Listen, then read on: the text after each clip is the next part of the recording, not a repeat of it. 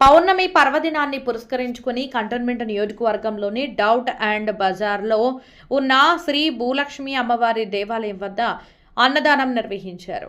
Congress senior నాయకులు doctor Narasimhan, youth Congress నాయకుడు అరవింద ఆధ్వర్యంలో కొనసాగిన ఈ అన్నదాన కార్యక్రమంలో వందలాది మంది భక్తులు వచ్చి అన్నదాన ప్రసాదాన్ని స్వీకరించారు. ఈ సందర్భంగా నరసింహన్ మాట్లాడుతూ గత 5 ఏళ్ల కాలం నుండి అన్నదానం నిర్వహిస్తున్నామని, పౌర్ణమి నాడు కొనసాగించడం వల్ల అమ్మ ఆశీర్వాదంతో కంటోన్మెంట్ నియోజకవర్గ ప్రజలు ఎంతో సుఖ సంతోషాలతో ఉంటున్నారని తెలిపారు.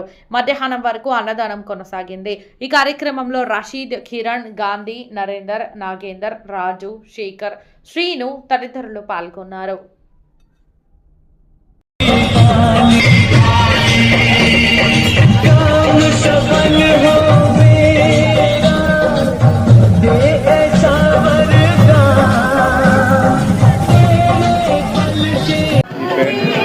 నా పేరు చెప్పాలా ఫస్ట్? నా పేరు జి అరవింద్. నేను యువజన కాంగ్రెస్ ప్రధాన కార్యదర్శి తెలంగాణకి. గత 2 సంవత్సరాలుగా ప్రతి నెల పౌర్ణమి రోజు డాక్టర్ నరసింహన్ గారు, ex PCC secretary, SECL vice chairman ఆధ్వర్యంలో చాలా ఘనంగా ఇక్కడ అన్న ప్రసాదం కార్యక్రమం జరుగుతుంది. పొద్దున అభిషేకంతో, భజనంతో షురువై అన్నప్రసాదం తినడానికి భక్తులు 500 నుంచి మొదలై 2000 వరకు ఈ రోజు వరకు కార్యక్రమానికి రావడం జరిగింది. ఈ అమ్మవారు చాలా శక్తిగల అమ్మవారు. ఇక్కడ మేము మొక్కుని అన్నీ మాకు జరిగినాయి కాబట్టి ఆ మొక్కుని తీసుకోవడానికి నరసింహన్ గారి ఆధ్వర్యంలో ప్రతి నెల ఈ కార్యక్రమం, అన్నదాన కార్యక్రమం జరపడం జరుగుతుంది. జై భవాని. ఈరోజు ఇక్కడ అన్నదానం కార్యక్రమం జరుగుతుంది భూలక్ష్మమ్మ దేవాలయం వద్ద. ఇప్పటికీ 5 సంవత్సరాల నుంచి కంటిన్యూ ప్రతి పౌర్ణమికి అన్నదానం చేయడం జరుగుతుంది.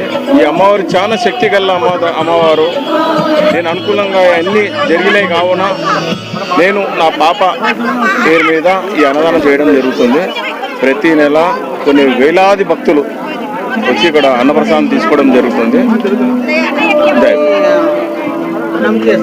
ప్రతి పౌర్ణమి నెలకు 2 సార్లు వస్తుంది. అంటే 15 రోజులకు అమావాస్య, 15 రోజులకు పౌర్ణమి వస్తుంది కదా. ప్రతి పౌర్ణమి నాడు ఇక్కడ అన్నదానం చేయడం జరుగుతుంది. పెద్ద ఎత్తున పూజలు దగ్గర 1500 నుంచి 2000 మంది వరకు వస్తారు.